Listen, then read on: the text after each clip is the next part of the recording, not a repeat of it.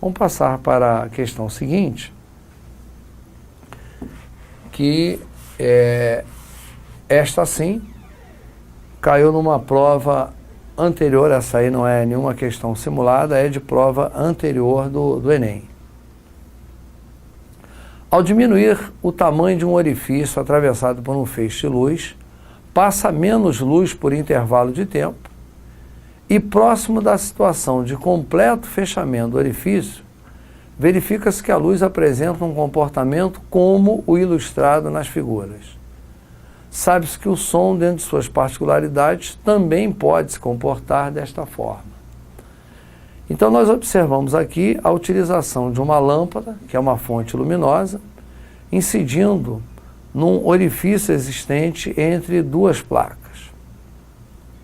A luz passa estritamente pela região livre, iluminando aquela parte do anteparo. Nesta região aqui, bem como nesta outra aqui, a luz não chega, nós temos o que chamamos ou que identificamos como zonas de sombra. Na próxima figura, nós observamos que houve uma retração do tal orifício.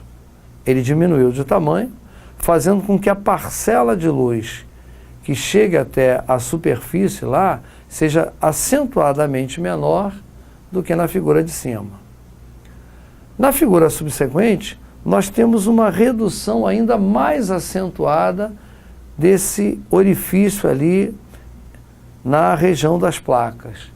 Ora, na medida em que o orifício vai se reduzindo de forma acentuada, ele vai se aproximando da medida do comprimento de onda da luz incidente.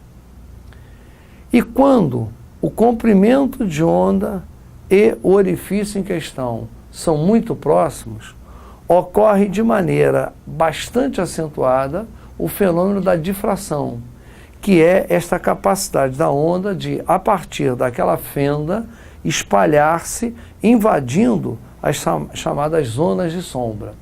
Então, se a ideia, se a pretensão do autor do experimento era reduzir o orifício de forma a ficar com um estreito ou um único raio de luz, essa sua pretensão é totalmente frustrada. Porque a partir de um orifício muito pequeno, a luz espalha por conta do fenômeno da difração. Então, isto que está ocorrendo aqui é a difração. Como o comprimento de onda da luz é muito pequenininho, esse fenômeno só é nítido, só é perceptível em orifícios muito pequenos. Ele diz aqui que o som também pode se comportar dessa maneira.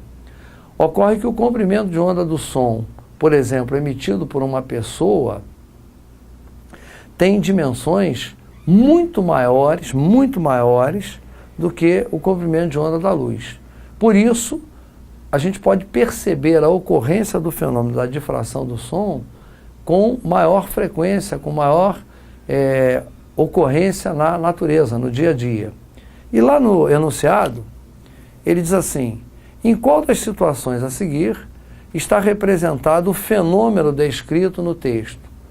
Qual foi o fenômeno descrito no texto? Foi o fenômeno da difração, a onda conseguir contornar um obstáculo ou, a partir de uma fenda, espalhar-se.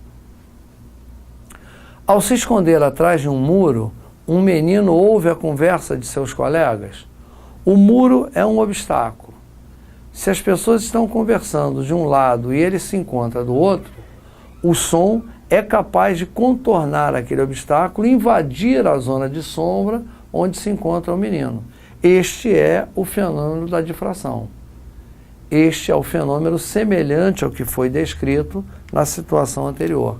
Portanto, a alternativa A responde, ela se associa ao fenômeno descrito no texto.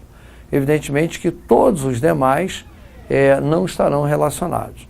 Numa rápida análise, podemos verificar que na letra B, ele diz que ao gritar diante de um desfiladeiro, uma pessoa ouve a repetição do seu próprio grito.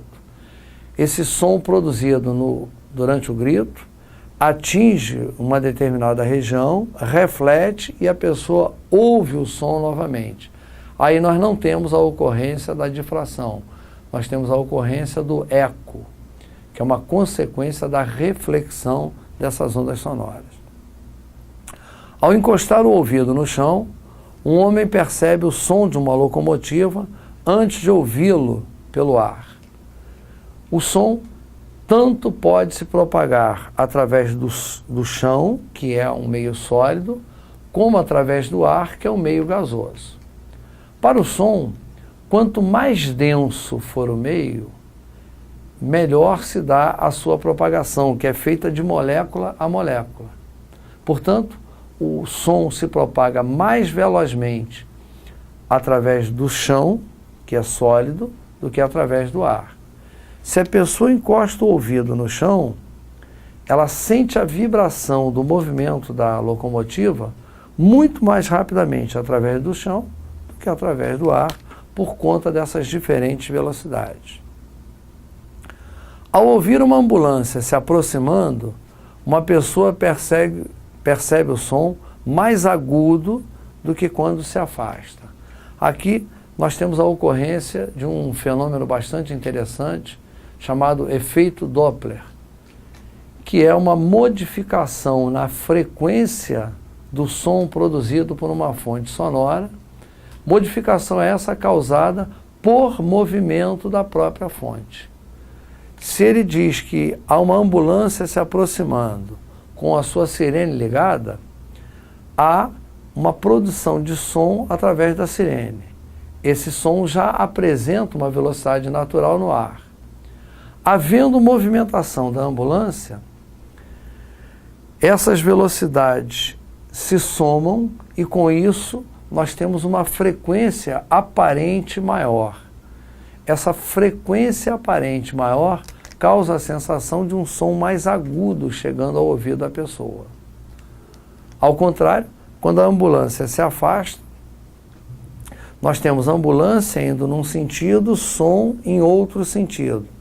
As velocidades, nesse caso, se subtraem, o som parece chegar até a pessoa com uma frequência menor do que a sua frequência original.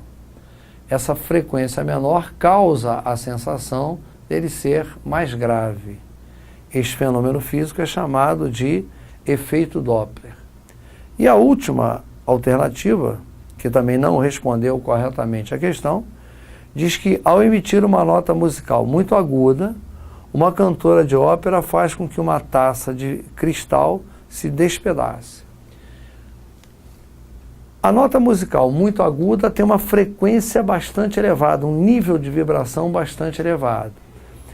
Esta vibração muito intensa do som, atingindo superfícies como o vidro, em que as suas moléculas naturalmente vibram, pode sim gerar um aumento da vibração natural do vidro e o mesmo se despedace. Esse efeito em que um movimento repetitivo faça com que um outro movimento ondulatório tenha um aumento de sua frequência e acabe por gerar efeitos como quebrar a peça, é chamado tecnicamente de ressonância. Então a letra E aborda o fenômeno da ressonância, que também não era a resposta da nossa questão. Então aí nós temos a letra A respondendo adequadamente o fenômeno da difração, que foi a citação da questão em pauta. Vamos então à questão de número 15, questão também na área da termologia, que diz lá: o homem, utilizando o fogo, consegue moldar materiais como ferro e vidro. Nós temos aqui duas fotografias indicando a utilização do fogo na moldagem do vidro, na moldagem do ferro. Por exemplo, na confecção de ferraduras, o ferro precisa ser aquecido até que se torne moldável. E isto ocorre quando é atingido a temperatura de 520 graus. Então, embora ele tenha feito referência inicialmente à questão do vidro e do ferro, a questão está se prendendo nesse momento à utilização do ferro. Quando eu tenho ferro a 520 graus, eu consigo moldá-lo. Considerando que a massa de ferro empregada na confecção de uma ferradura é de meio quilo e que o calor específico do ferro vale 0,1, calorias por grama grau Celsius. Assinale a alternativa que fornece a quantidade de calor que precisa ser fornecida a essa massa de ferro, inicialmente a 20 graus, para que possa ser trabalhada pelo ferreiro. Então, o objetivo da questão é muito claro: calcular quantidade de calor que eu preciso fornecer a meio quilo de ferro para que ele evolua de 20 a 520 graus, sendo que ele me fornece o calor específico do ferro. Ora, como o interesse é calcular quantidade de calor, nós faremos uso então da expressão mc delta-θ, uma vez que na faixa referida não há mudança de estado físico, nós temos aí uma transformação sensível. O cuidado que precisamos ter na questão é com o ajuste das unidades.